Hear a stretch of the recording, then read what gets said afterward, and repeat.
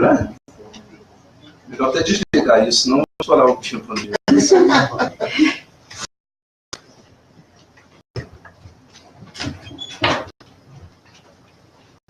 Meus queridos amigos, sejam as minhas palavras iniciais, profundo agradecimento pela oportunidade de trabalho, sobretudo pela oportunidade de convivência. Nós vivemos dias em que a pessoa pode chegar em casa, se dar ao luxo de tomar o seu banho, vestir o pijama, calçar a pantufa, se relaxar no sofá, colocar o pé para cima e, através de um canal de YouTube, assistir a palestra que bem quer, do orador que mais deseja, daquele que mais prefere. A tecnologia nos permite essa experiência. Entretanto, a vinda à casa, essa possibilidade de trocas vibratórias, energéticas, às vezes nós não damos valor, mas as pessoas têm um poder extraordinário de modificar o nosso campo mental, o nosso campo emocional. De modo que todos nós somos bem-aventurados por estarmos aqui no final de domingo. Optamos por não ficar em casa com as nossas pantufas e estarmos aqui nesse contato, nessa troca. Eu faço aqui uma confissão. Com relação à primeira vez que vim, não a primeira, já foi a segunda vez. Eu havia combinado com uma companheira aqui da casa nos encontrar num ponto em Manhattan, porque a partir de então ela me conduziria para cá, já que era a primeira vez que eu vinha aqui sozinho. E quando eu estava acertando, eu optei por marcarmos diante de uma loja conhecida. E ela achou por bem definir numa determinada saída do metrô. Vocês imaginem que quem faz esse trajeto todo dia sabe qual é a saída de metrô. E eu fiquei imaginando que saída era essa. Insisti, mas não tem jeito, não tem erro. Você sai, eu vou estar te esperando. Acreditei. E saí pela saída errada. E quando eu saí e que não encontrei, comecei eu cá com meus botões. Está vendo? Quem mandou? Era marcar em frente à loja. Agora estou eu aqui, não sei para onde eu vou, não sei que trem pego, não tenho endereço, perdido. Fiquei assim alguns minutos, queridos. Muito bem acompanhado. Pensando, meu Deus, por que não marcou onde eu falei? Por que não marcou? Mas que teimosia! Era só marcar na loja, estava aqui, enfim. E foi aí que consegui um sinal de internet, e aí fiz contato, e aí marcamos um local, e ela chegou. Quando ela chegou, me encontrou com aquele estado espiritual. E, meus amigos, ela já veio a 3 metros de mim. Abriu um sorriso tão franco, tão bom, tão leve. Eu disse, olha, então vamos, te achei. Eu confesso que os minutos que entramos no trem, eu estava envergonhado de mim mesmo. Era eu o orador. Era eu que vinha dar a mensagem. E eu recebi essa mensagem a 3 metros de mim, pela maneira leve, suave, sem grilo, sem peso, com que ela conseguiu envergonhar-me perante mim mesmo. Isso é o poder da convivência. É o poder da troca, dessa coisa que nós temos de valorizar dia após dia. Que Deus nos abençoe. Quando... E abençoe a Adri, que foi Cônjuge. Eu não queria dizer. Mas eu falo, eu não vou entender. Quando um dos cônjuges vem a desencarnar, um deles, o que ficar, vai se chamar viúvo ou viúva. De acordo com aquele que veio a falecer, se foi ela, nós nos referiremos a esse homem dizendo, aquele ali é um viúvo. E quando nós falamos que é um viúvo, qualquer pessoa entende que a mulher dele faleceu. A palavra viúvo encerra um conceito, encerra um significado. Então, se dissemos que alguém apontamos é viúvo, logo, logo todo mundo entende que a esposa dele faleceu. Se no caso foi ele quem veio a óbito, nós apontaremos para uma senhora e diremos, ela é viúva. Ela é viúva de fulano. E logo não precisaremos de maiores explicações. Porque ao dizer viúva, todos entendem que o marido dela a precedeu na desencarnação. Quando nós olhamos uma criança, um menino, e dizemos assim, ele é órfão, qualquer pessoa sabe que veio ele a perder a mãe, o pai ou ambos. Se nós quisermos juntar uma informação, diremos, ele é órfão de mãe, ele é órfão de pai. E quando dizemos isso, todos sabem que foi o pai ou a mãe ou os dois que desencarnaram deixando-o. O mesmo nós fazemos quando vemos uma menina. E se foi a mãe dela, o pai ou os dois que morreram, nós dizemos ela é órfã. E não há mais necessidade de explicar nada. Ao dizer que é órfã, todos entendem que ela não tem o pai, que ela não tem a mãe, ou que ela não tem os dois. Vejam, irmãos, que quando nós nos referimos a alguém na condição de viúvo ou viúva, quando nós nos referimos a uma criança como órfã ou órfão, nós não precisamos acrescentar outras informações, porque elas encerram um conceito, um significado, e que todos entendem, define um estado, uma experiência, um estado de ser. Nesta linha, então, eu pergunto a vocês, queridos, qual é o nome que se dá ao pai, à mãe, que perdeu um filho?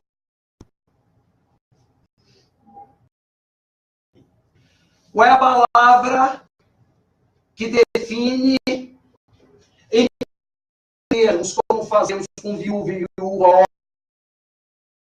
palavra que nós usamos para descrever a experiência de alguém que veio a perder um filho, ou mais de um filho.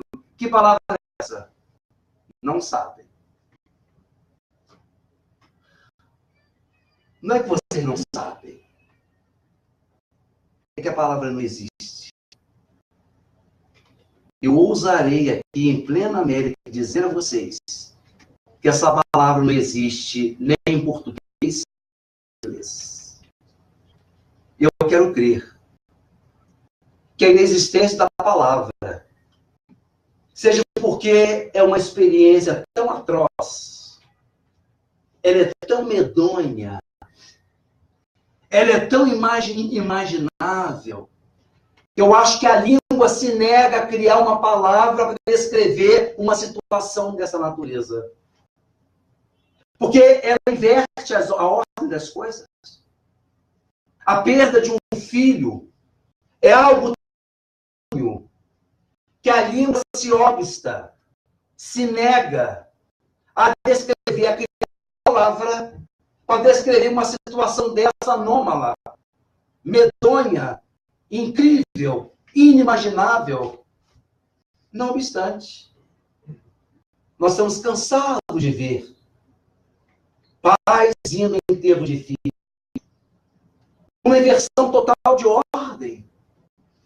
Porque, por mais que a gente estime o pai e a mãe, Por mais que nós, se preferíssemos, se pudéssemos decidir, jamais gostaríamos que eles se fossem, eles vão.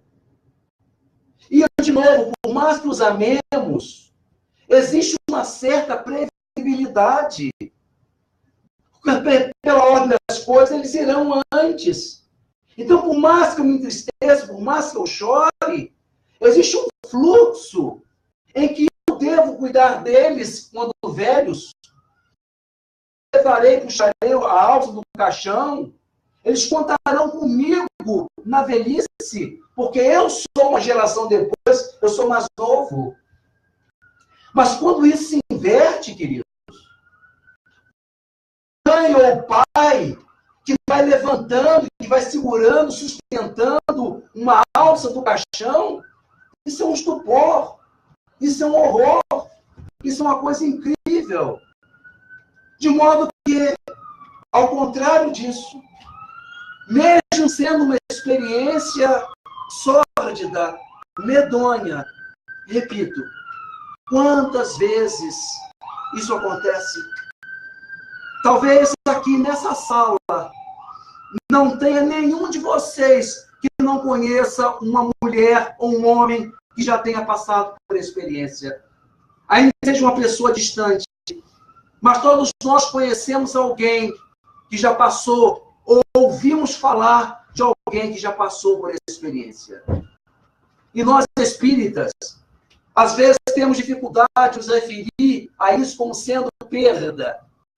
E nós corrigimos a pessoa dizendo, não, você não perdeu. Meus amigos, numa situação dessa, e quando é uma situação grave em função de violência, como acontece hoje no Rio de Janeiro, no Brasil, em que as mães e os pais são abarroados com a notícia, na expectativa de que o filho vai chegar, e ouve, às vezes, pelo noticiário que a criança foi atingida, ou se o filho é uma rota do filho, já fica apreensiva. Uma emoção dessa, uma notícia dessa, eu digo que não é perda, é roubo. O pai e a mãe sentem como se tivessem sido roubados. Alguém afanou os seus filhos, o seu amor, o seu querido. Então, às vezes, nem perda serve. Às vezes, a sensação é de roubo.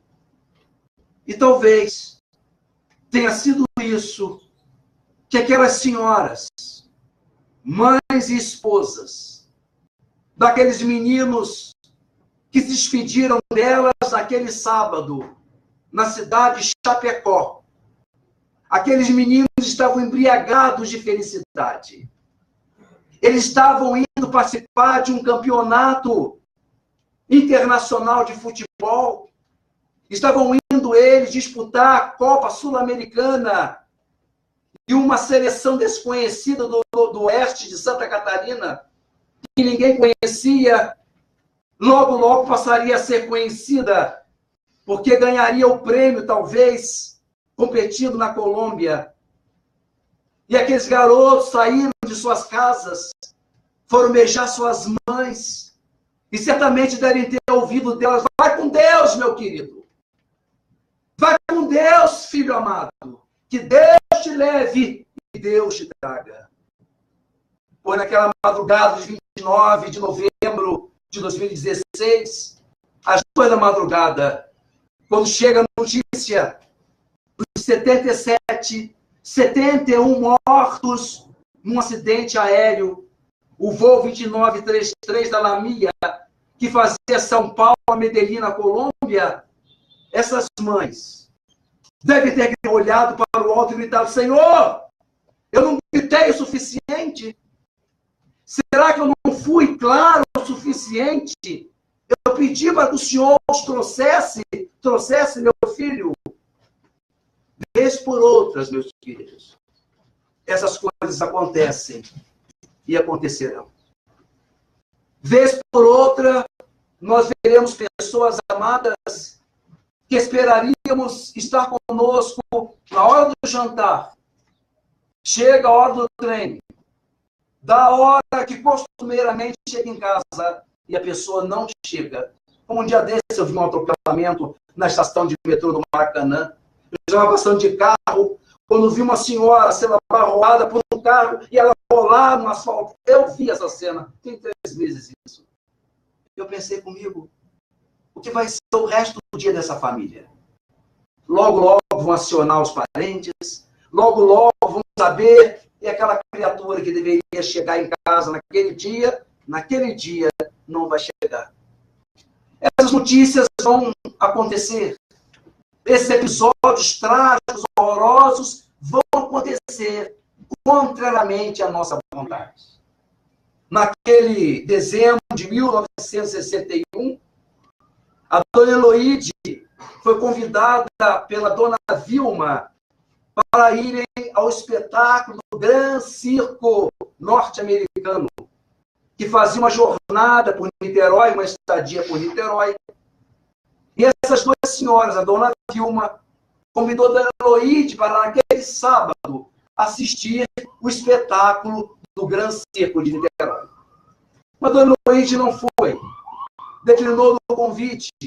Estava com as pernas muito inchadas. Estava grávida. Às portas de dar à luz. Então, embora a Vilma insistisse, ela disse que não tinha condições e não foi ao espetáculo daquele sábado de 61.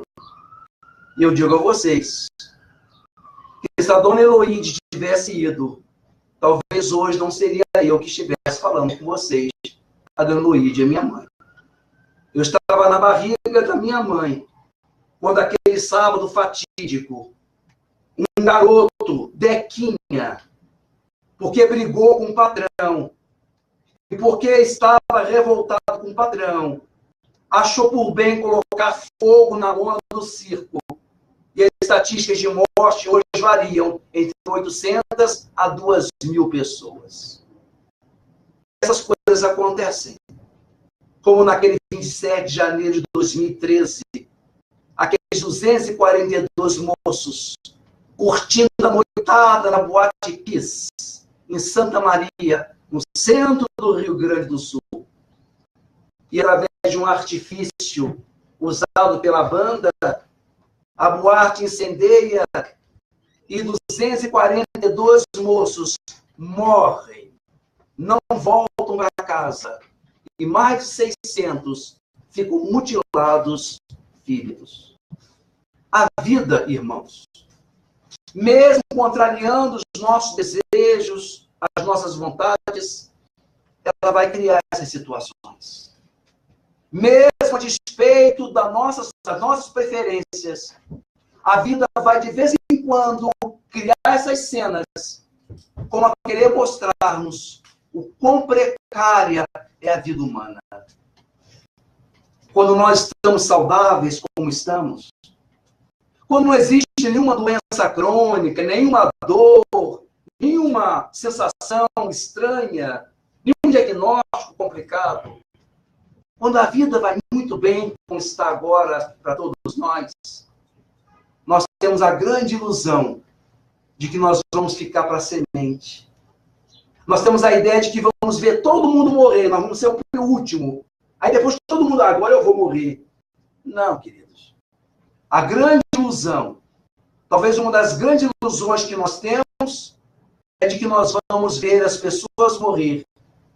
Quando, às vezes, muito antes do que a gente pensa, a gente vai fazer a grande viagem. Quando eu falo isso, eu tenho de dizer a vocês que eu não tenho mediunidade nenhuma. Eu não estou vendo nada. Então, se eu estiver olhando para alguém insistentemente, não quer dizer nada. Eu não quero com isso dizer que domingo que vem, quando vier fazer a palestra aqui, se algum de vocês não estiver aqui, não foi eu que desejei. Não foi eu que vi nada. Foi uma mera coincidência. Mas que pode acontecer? Pode. Mas se acontecer, às vezes eu fixo uma pessoa, às vezes na assistência, troca uma sintonia, e a pessoa fica, ele está tendo alguma coisa. Não estou vendo nada. Eu estou falando em tese. Porque nós somos espíritas muito engraçados. Nós lemos os livros dos espíritos, tomamos água fluidificada, tomamos pastos espíritos, espíritos, comunicamos com os espíritos, falamos com os espíritos, mas ninguém quer se transformar em espírito agora, não é assim mesmo? Então é um antagonismo, é um paradoxo, mas nós temos de admitir que as coisas podem acontecer independente da nossa vontade. Naquele 24 de agosto de 1860, também um ônibus com 59 meninos, saindo de São José do Rio Preto para a cidade de Barretos, numa gincana escolar, noite alta, madrugada fria, o motorista se desorienta, o ônibus se perde na estrada, cai no Rio Turvo e 59 meninos morrem. 59 garotos, adolescentes, vêm a falecimento em São José do Rio Preto. Algum tempo depois, uma das mães foi a Chico Xavier. E no livro Viajores da Luz, esse espírito, através do Chico, vem dizer que aquele 24 de agosto de 1860 fazia uma conexão com outro 24 de agosto, esse de 1572. Dizia o moço que a queda no Rio Turvo se deu também por causa de um fatídico 24 de agosto. Agora, de 1860, mas em conexão com 24 de agosto de 1572, conhecida como a fatídica Noite de São Bartolomeu, em que a França mergulhou uma quantidade enorme de huguenotes protestantes no Rio Sena, decepando-lhes as cabeças. Casavam-se naquela noite Margarida de Valois e Henrique de Navarra, ele protestante e ela católica. A rainha-mãe, Catarina de Médici, jurou aos protestantes que não haveria retaliação. Era uma noite de festa, era uma confraternização, de modo que eles podiam ir à França sem receio nenhum. Era uma emboscada.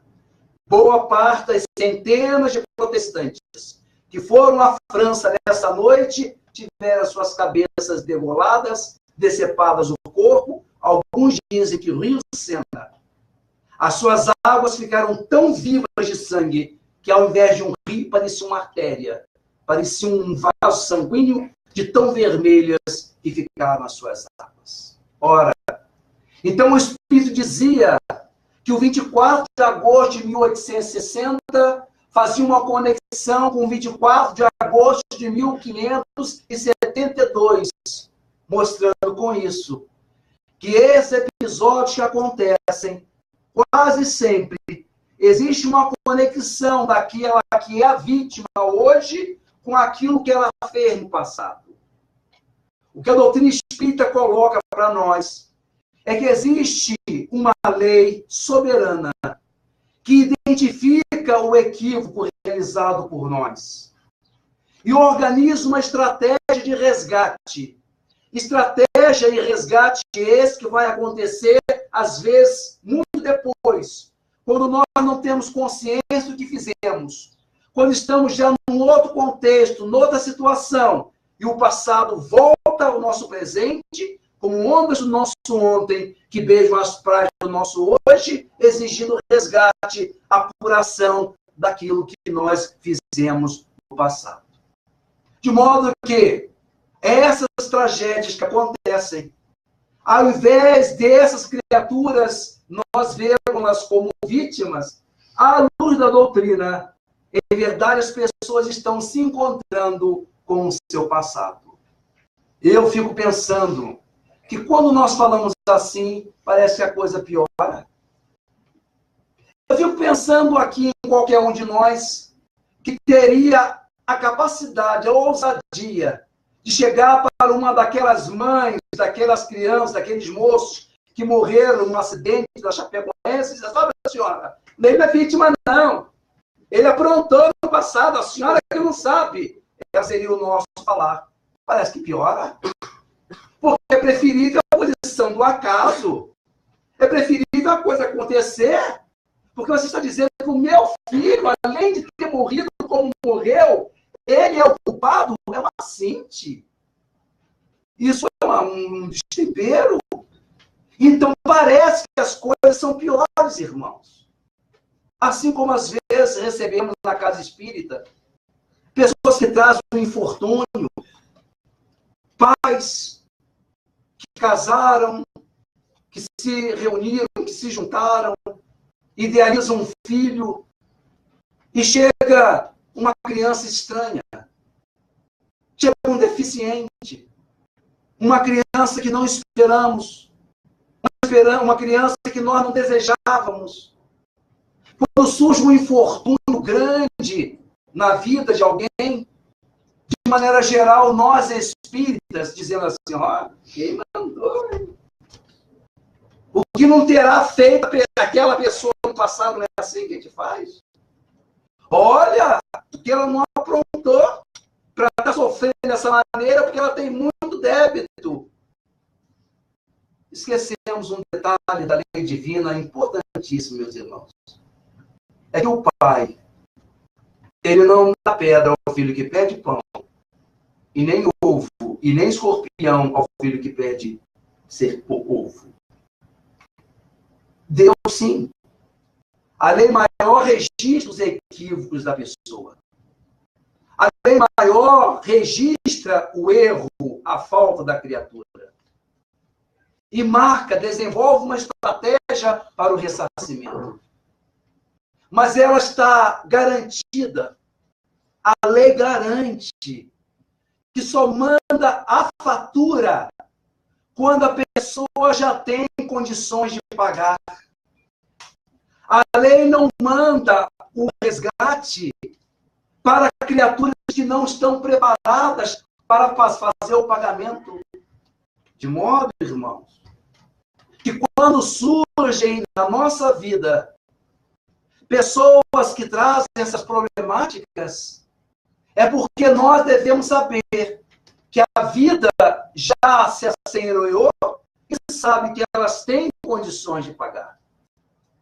Uma vez, numa reunião com o Chico, alguém perguntou, Chico, pergunta a Emanuel, quem aqui de nós é criminoso?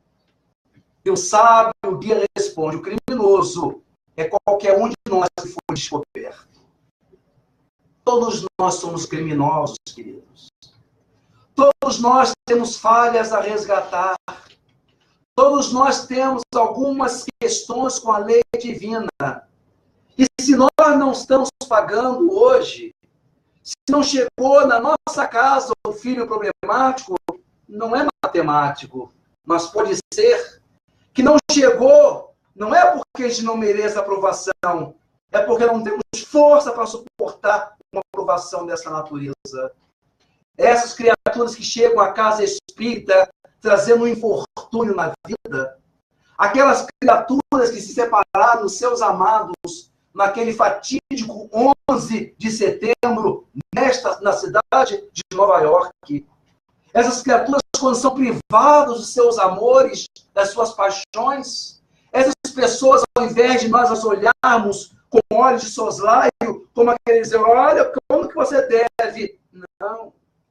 Essas pessoas devem ser vistas por nós como invejadas, porque elas estão tendo condição de pagar, de ressarcir, de responder com altura, porque já tem condições de fazer isso. Nós, não é porque a gente não deva, não é porque a gente não mereça, não é porque nós não tenhamos problemas com a lei divina, é porque ainda não temos condições, às vezes, de pagar. A semelhança do que acontece com uma pessoa que vai pedir um empréstimo no banco. O banqueiro empresta o dinheiro e sabe que não pode pedir a primeira promissória no próximo mês. O sujeito não abriu o negócio ainda, não se equilibrou. Então, o que faz o banqueiro? Dá um tempo, espera que o sujeito se capitalize, para lá na frente, então, mandar a fatura. Então, quando manda a fatura, sabe que a pessoa já fez, já tem condições de pagar. E se trata de uma pessoa honesta, quase sempre acontece. É a própria pessoa que deve e vai ao banqueiro e diz: olha, pode mandar conta, porque eu já estou capitalizado, pode mandar a fatura que eu tenho com que pagar. É assim que a doutrina espírita coloca para nós, de que essas criaturas foram ao Altíssimo antes de encarnar. E Deus verificou que elas tinham condições de pagar aquela fatura. E alguns desses jovens, alguns daqueles que morreram no nosso 11 de setembro, nesse 11 de setembro, algumas dessas criaturas, no plano astral, alguns jovens, alguns pais, alguns avós, alguns netos, devem ter chegado para si e dito: olha, eu tenho isso para quitar com a lei. Eu tenho de morrer dessa maneira trágica. Você assume ser minha mãe? Você me ajuda a pagar esse karma? Porque eu preciso ressarcir. Eu preciso de alguém que suporte a dor da perda de um filho. Você topa sofrer essa dor por mim, comigo, para eu me livrar? E essas pessoas nascem com um compromisso, todas juntas, de trabalharem juntas para o ressarcimento espiritual. A doutrina espírita, por isso, às vezes pode parecer uma coisa estranha, pode parecer que a coisa fica pior quando nós nos responsabilizamos por aquilo que fazemos. É melhor assim, irmãos? Porque senão seria muito complicado nós imaginarmos que a lei do acaso, Deus escolheu que o filho do vizinho 201 estivesse no ônibus e o que o filho do 202 saísse do ônibus por mero acaso. É muito complicado imaginarmos que Deus tenha permitido que tudo isso acontecesse, porque ele se descuidou. Deus olhou, se distraiu, olhou para um lado e não viu que um ônibus já estava caindo numa ribanceira, no Rio Turvo, ou que dois aviões iam planejadamente se chocar contra as torres gêmeas. Imaginarmos que o Senhor pode descuidar-se dessa maneira, imaginar que ele foi omisso, imaginar que ele não foi capaz de prever, de saber o que estava acontecendo nessa época atual. Eu não sei aqui nos Estados Unidos, mas no Brasil estamos na época das raves, das festas, perdão, rave já é coisa do passado, das baladas, em que o pessoal está atualizado. O pessoal sai de casa, a festa começa às 2 da manhã. Na nossa época, a gente voltava à meia-noite, saía às 11, eu saía às 9, chegava à meia-noite. Agora não tem graça nenhuma sair de casa às 11. Não tem nada na festa. A festa só começa às 1 da manhã, às 2 da manhã. Então a filha se apronta toda. Comprou um modelito só para aquela noite e sai toda cheia de si. Como diz um amigo meu, toda si. Ela se enfeita toda emperequitada, pega uma bolsinha, cruza no ombro e vai. Na hora dela ir embora, ela vai para a rua. É 1 da manhã, 2 da madrugada. E a mãe fica com o coração como se mãos de bronze estivesse apertando as carnes do coração. Ela tinha toda a vontade de dizer: não vai, minha bem, fica com sua mãe para ver televisão. Fica em casa hoje, não pode fazer. Aí a mãe olha aquela bolsinha e ela se imagina se miniaturizando ao ponto de entrar na bolsinha. Porque se ela entrar na bolsinha e acontecer alguma coisa, um bebum, um sujeito inconveniente ou alguma coisa mais grave, lá na boate, se ela sentir que a coisa vai acontecer, a mãe se sente saindo de dentro da bolsinha como Mulher Maravilha. Não, com a minha filha não. E vai defender a filha, porque é a filha dela, ela vai defender a filha. É essa a ilusão que a mãe tem, ela gostaria de ir. A outra hipótese, talvez um pouco menos viável, é ela pedir a filha para ir à festa com ela. Seria uma coisa complicada. Chegar na festa e a coleguinha, quem é? Minha mãe. Você trouxe sua mãe? Vamos que aconteceu alguma coisa. Imagina. Não existe isso. O que resta a nós? Quando ela bate a porta, quando ela vai embora, quando ela cruza a porta, nós ficamos do lado de cá e ela passa para o lado de lá, o que nos resta, queridos? Pai, aqui eu cuidei, lá fora é contigo. Então nós podemos imaginar, queridos irmãos, que nós, na condição de pais, com todo respeito, com o amor que vocês têm aos seus filhos, mas podemos imaginar que nós podemos mais do que Deus. Podemos nós imaginar que nós estivéssemos dentro da bolsinha, sairíamos, defenderíamos o nosso filho, ele não morreria, nada de mal aconteceria com ele. E imaginarmos que Deus seria incapaz de fazer isso? Que nós somos mais poderosos, mais potentes do que Deus? Podemos imaginar que um sujeito chamado Tequinha, porque brigou com o patrão, aí decidiu colocar fogo na lona do circo, matando mais de 800 pessoas. Podemos nós imaginar que os destinos dos seres humanos, as vidas, as lágrimas que serão vertidas, às vezes para sempre, por um coração de mãe sofrido. Podemos imaginar que Deus pode deixar isso na condição de uma pessoa que queira, deseja fazer o mal para alguém. Em sã consciência, nós podemos imaginar assim. Vejamos, irmãos, que tanto faz a pessoa acreditar no karma ou não, isso é muito importante. A pessoa diz, não acredito no karma. Mas vejam que tanto faz a pessoa acreditar no karma ou não, o futuro nosso é incerto. Quem acredita e quem não acredita, a rigor, ninguém sabe o que vai acontecer. Ora, se nós não sabemos o que vai acontecer, à luz da doutrina, muito melhor que o que venha nos ocorrer, as intempéries, os infortúnios que venham nos ocorrer, é muito melhor que eles sejam fruto de uma lei do que do acaso. Ao saber disso, nós nos tranquilizamos.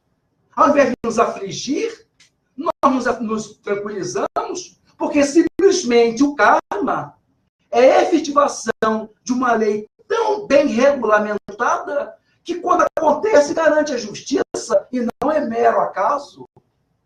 Então, quando Deus escolhe um de nós, na condição de pai, de esposa, de esposo, de filho ou de um amigo, quando Ele nos traz a dor da separação de alguém, é porque Ele já aferiu que nós temos condições, nós temos substrato, nós temos recursos, nós nos capitalizamos para isso.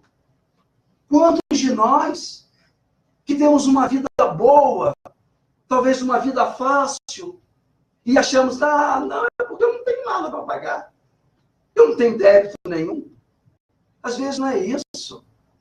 É porque a pessoa, ela está tão pobre, ela não tem recurso nenhum. Então, o que faz a vida? Ao invés de pedir algum resgate, pelo contrário, sustenta a pessoa. Aí surgem as facilidades. Surgem os casamentos bem-sucedidos. Não quer dizer que isso seja a regra. Mas, às vezes, a vida tem de estabelecer cunhas, nos sustentando, nos amparando, porque se deixar a gente com a gente mesmo, a gente cai, a gente desiste. Então, não é que nós não devamos, não é que nós não tenhamos alguma coisa para resgatar perante a vida. É porque, às vezes, nós não temos recursos. Isso é tudo pobre, tudo pobretão. Não temos poupança, então a vida não pode mandar a fatura, porque mandar a fatura para pagar como? Se a pessoa não tem com o que pagar. Nós estamos aqui, irmãos. Estamos em pleno maio de 2018. Olhando daqui, eu não sei dizer qual momento, em que instante, alguns de vocês alguns de nós já terá condições de pagar uma fração da fatura. Olhando daqui, eu não posso dizer quando que Deus achará que já teremos condições de fazer um pagamento do valor mínimo dessa fatura. Mas pode ser que isso chegue. Pode ser que essa cobrança chegue numa hora que nós não gostaríamos que viesse. Mas o importante é que quando ela venha, nós tenhamos a certeza de que temos condições, de que aquela criatura que chega na casa espírita trazendo, às vezes, um filho deficiente, ou trazendo um problema qualquer maior da vida, essas pessoas devem ser vistas por nós, até com um pouco de inveja. Porque olhamos para a pessoa assim, meu Deus do céu, como é que você pode, diante disso tudo, ser quem você é? Como uma amiga minha, a questão de uns 6 meses atrás, mandei para ela uma mensagem dizendo, Ivana, você ora por mim, porque amanhã eu vou fazer uma palestra muito difícil, ora por mim.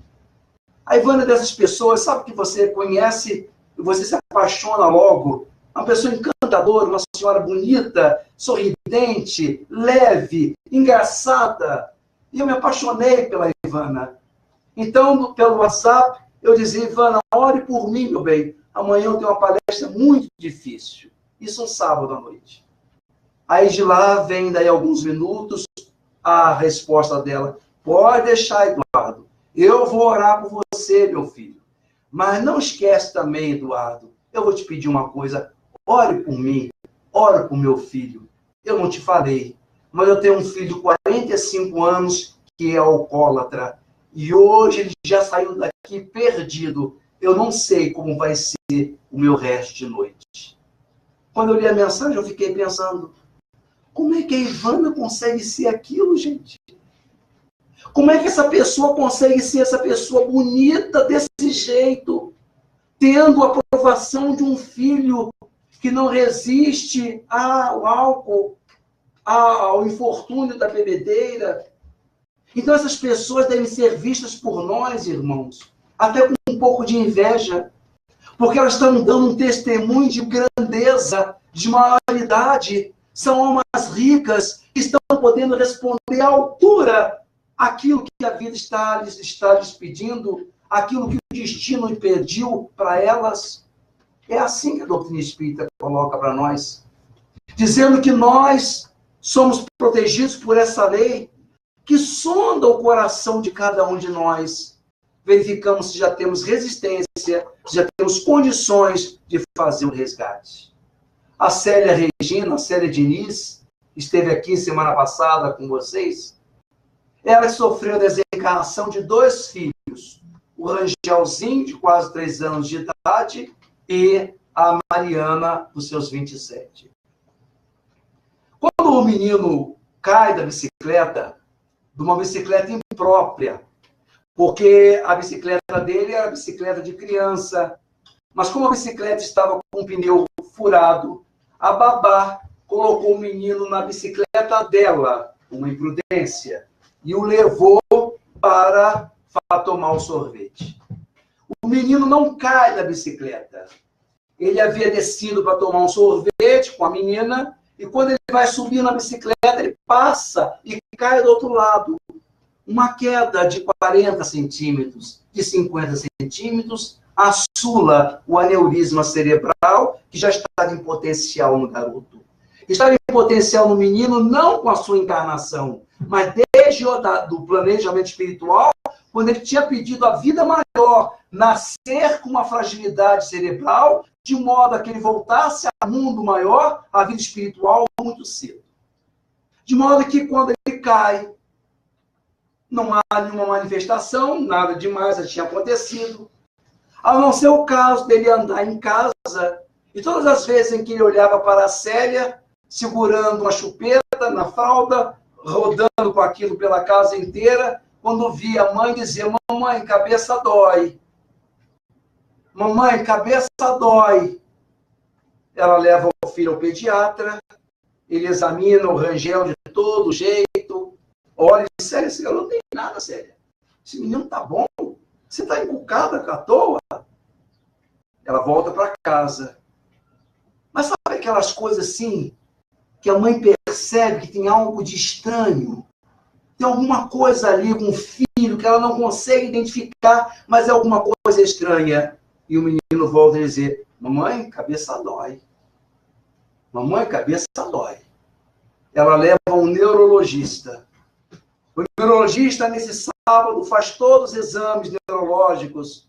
Ao final deles, vira-se para a Célia e diz, Célia, esse garoto está com uma maturidade neurológica de uma criança de 5 anos, ele não tem 3 ainda. Você parece mãe de primeira viagem? Vai para casa, Célia. Fica tranquilo, não tem nada. Domingo, amanhece. O garotinho, naquele jeito, ninguém percebe, mas a mãe olha e ele volta a dizer, mamãe, cabeça dói. Ela leva o Rangel ao médico dela, ao médico que ela confiava, o médico de adulto, mas leva, meu amigo, olha essa criança e vê o que tem de errado nesse garoto. O médico olha, examina, não acha nada. Naquele domingo para segunda, ele pede para dormir com os pais, na cama com os pais. E eles acedem.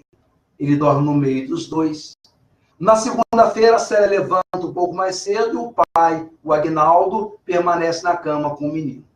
O Agnaldo está de olhos fechados, ainda cochilando. Quando percebe o dedo indicador, apertar mais forte, o menino apertando mais forte. Quando ele abre o olho, o menino estava tendo a primeira convulsão.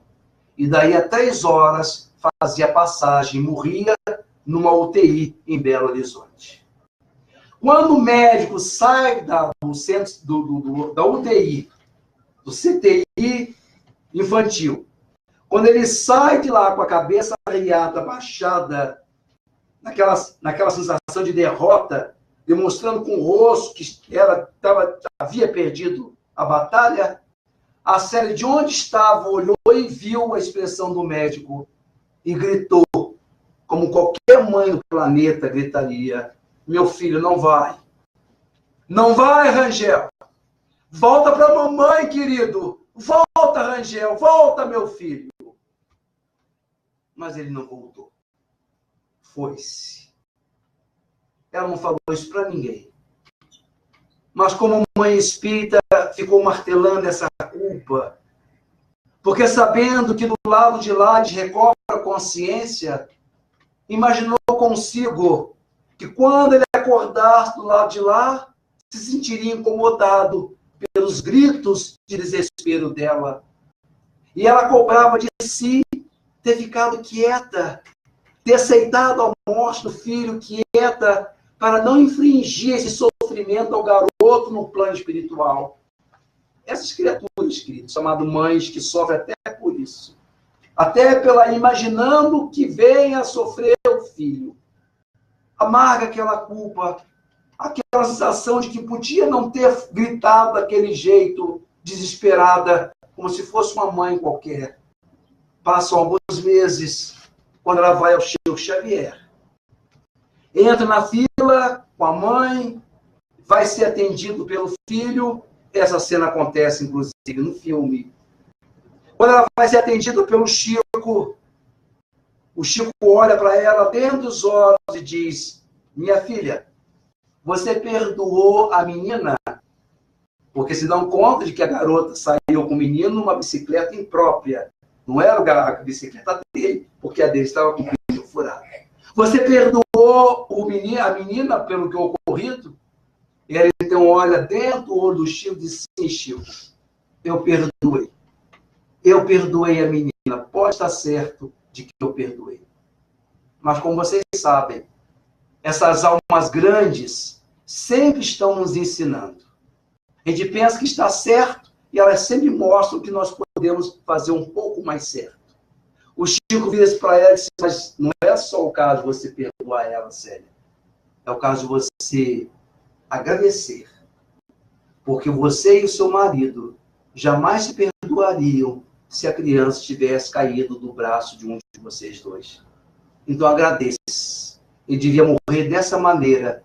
E ele caiu do braço da babá. Ela livrou vocês desse sofrimento.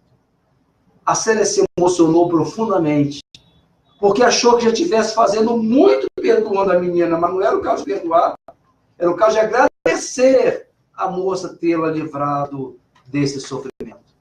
Ela beija o Chico, se despede do Chico e vai saindo quando ele diz assim, e não se preocupe, ele não ouviu seus gritos, saiu em braços maternais como os seus, como se fossem os seus braços.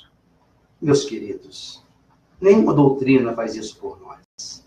Dizer que o nosso rebento, que o nosso filhinho saiu de nós dormindo, não ouviu os gritos, saiu em braços tão maternais quanto os nossos. Nós, às vezes, com a vida agitada, deixamos o filho, às vezes, com uma vizinha, deixamos o filho com um parente, porque temos de trabalhar, temos nossos compromissos, confiamos. Então nós vamos trabalhar tranquilos, porque o nosso filho, o nosso querido, está em mãos que nós confiamos. Essa mensagem doce que o Espiritismo traz para nós, queridos. Os nossos filhos podem não estar conosco, os nossos amados podem não estar conosco, mas eles estão em braços outros, em braços queridos, em braços que afagam eles como nós afagaríamos. Isso nenhuma outra doutrina faz por nós, só o Espiritismo. Tira o nosso amado do túmulo e devolve para a nossa lembrança, devolve para o nosso colo, devolve para a nossa convivência. Essa mensagem de que à luz da doutrina, não é que a pessoa não chore, isso é uma estupidez.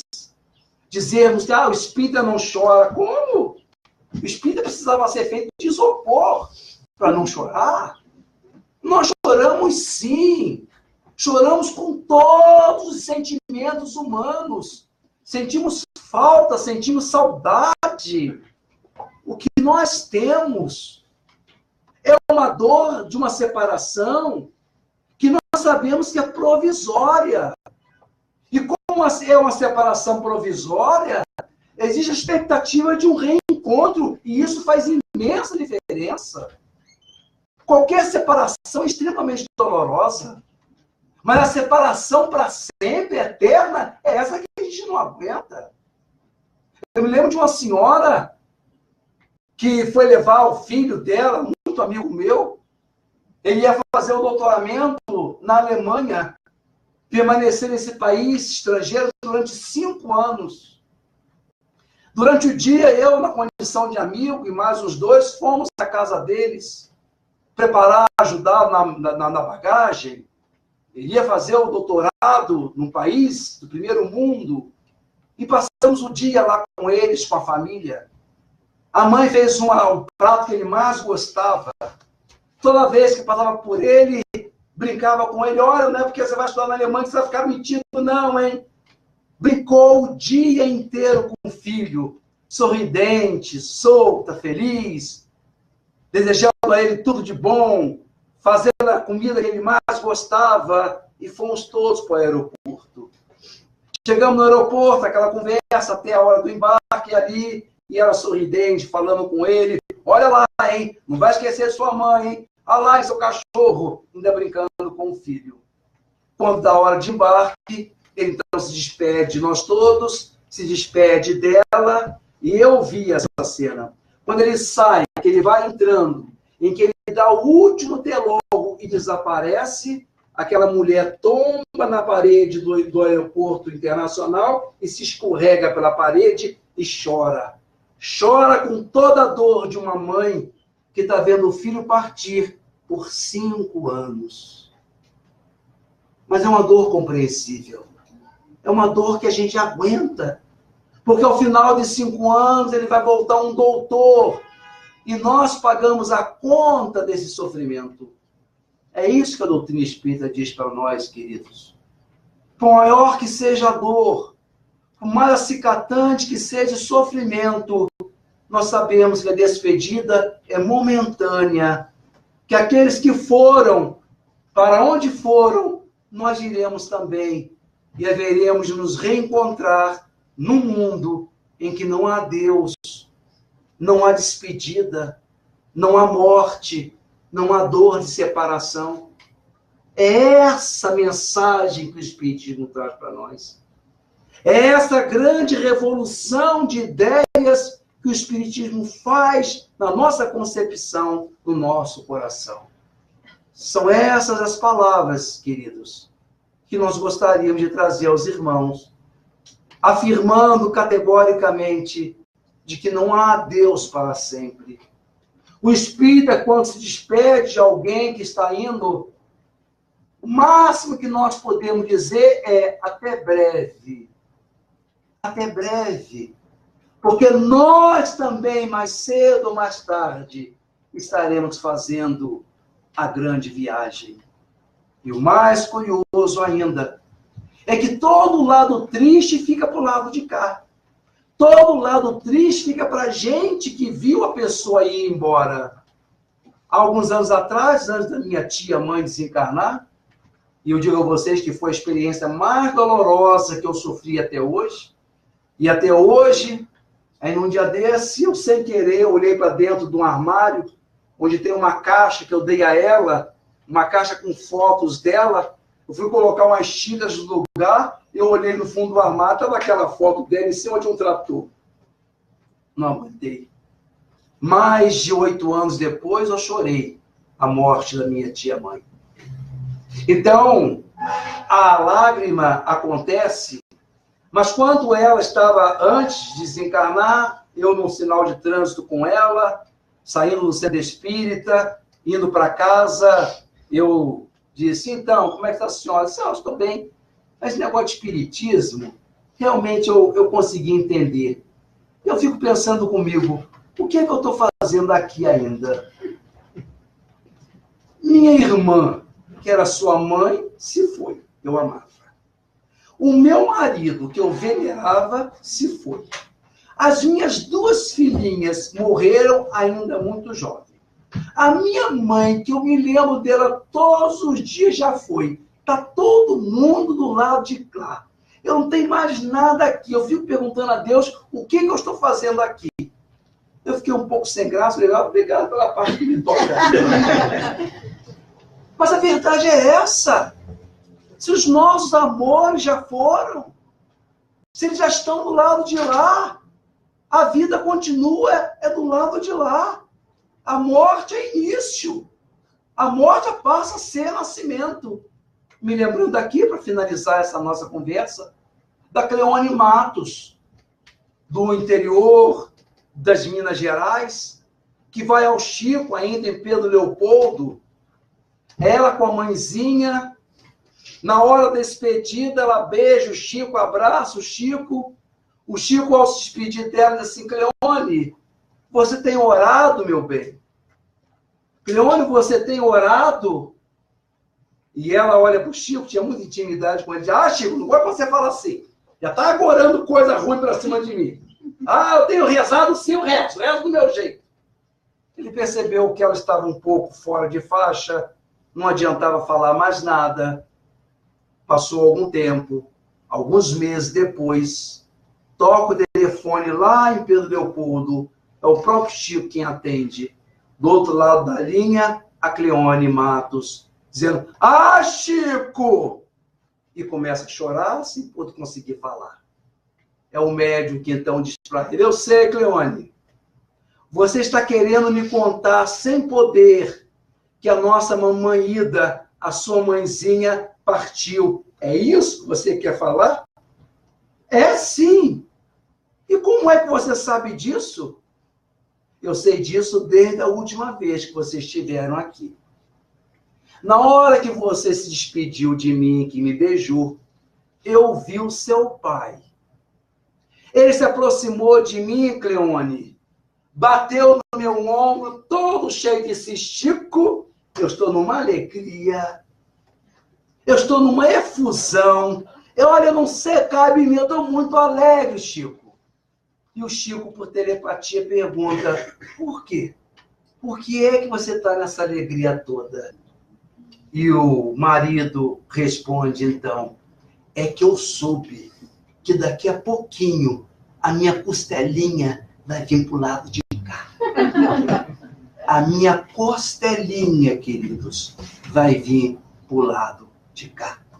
É assim que eles chegam lá. É assim que eles são recebidos do lado de lá.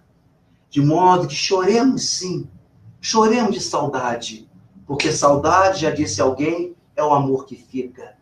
Chorar por alguém que foi importante na nossa vida é das coisas mais belas, mais humanas, mais verdadeiras, mais honestas com nós mesmos.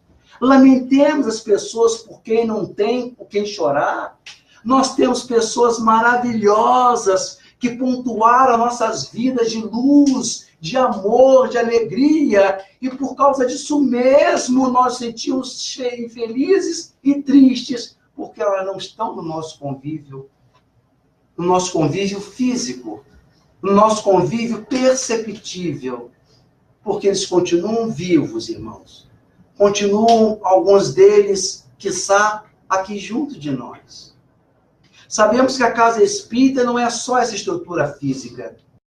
O centro espírita não é essa organização só.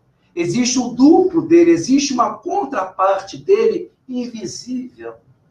E eu, embora não tenha faculdade mediúnica ostensiva, eu não tenho dificuldade nenhuma, queridos, de imaginar que se coloca entre as cadeiras de vocês uma outra cadeira invisível, e nela se sentam eles. Se sentam eles que foram invocados por essas lembranças, por essas referências, por essas coisas que estamos trocando aqui. Alguns deles se sentiram atraídos e se postaram nas cadeiras invisíveis que ladeiam as nossas, que estão do lado das nossas, e talvez tenham ouvido esses 50 minutos, 60 minutos em que eu falei, e possivelmente estão eles do lado de vocês, como querendo ouvir, abrir o ouvido de vocês e dizendo assim, é verdade o que ele está falando. É verdade o que ele está falando. Eu estou aqui. Procure me ouvir.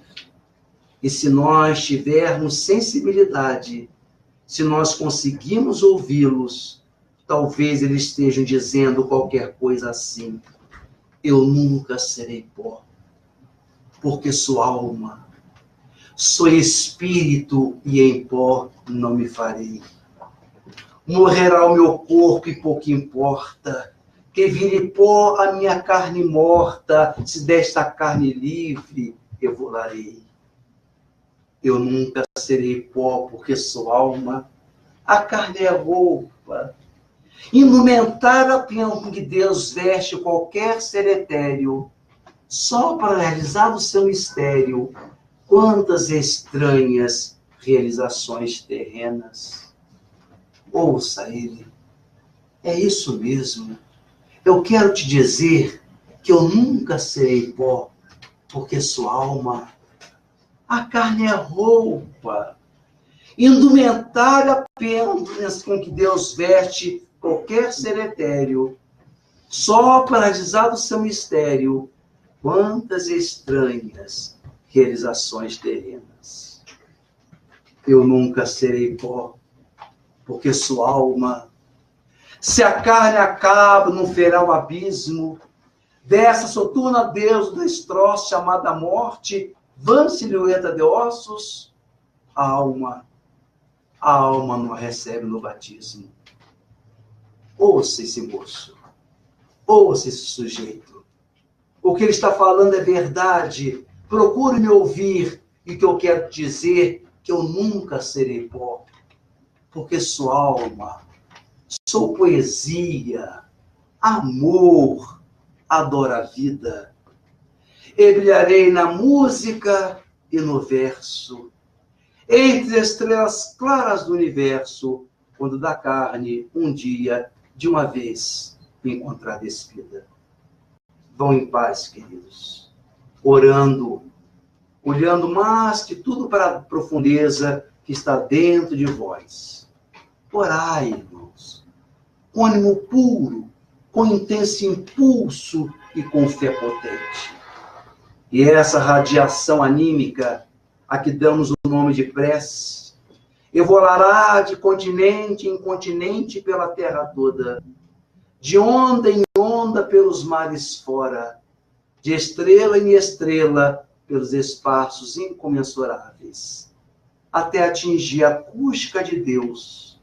E Deus, ao ouvir a súplica da criatura, vem como se fosse uma brisa suave, perpassando pela nossa face gravada pela fadiga, e nela se demora numa deliciosa, eterna carícia.